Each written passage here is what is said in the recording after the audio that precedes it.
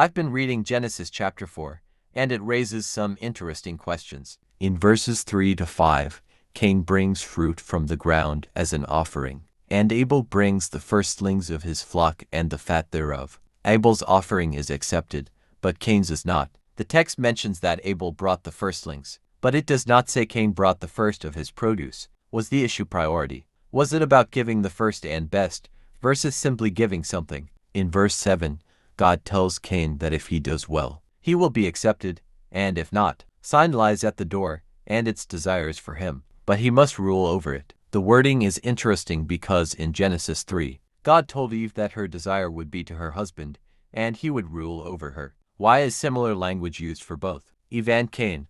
What does desire and rule really mean in these contexts? In verse 12, God tells Cain that when he tills the ground, it will not yield its strength. Is this the beginning of drought and famine? Is this where the earth itself becomes resistant to man? In verse 14, Cain says whoever finds him will kill him. But at this point, only his immediate family has been mentioned. Who was he afraid of? Then in verse 15, God sets a mark on Cain so no one who finds him will kill him. What was this mark? Was it physical, spiritual, a warning, protection, or both? In verses 17 and onward, Cain has a wife, and his son has descendants. Where did these wives come from? Were there other children of Adam and Eve not listed in detail? Later, Lamech has 2 wives. Jubal becomes the father of music. Tubal-Cain becomes skilled in working bronze and iron.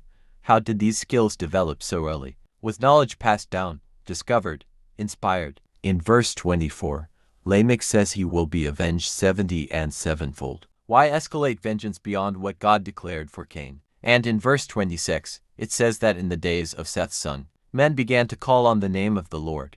What does that mean? Did worship become organized, public, intentional? Genesis feels like the birth of civilization, but also the spread of sin. These are not conclusions, just questions that stood out to me while reading. If you've thought about any of these, I would really like to hear your perspective.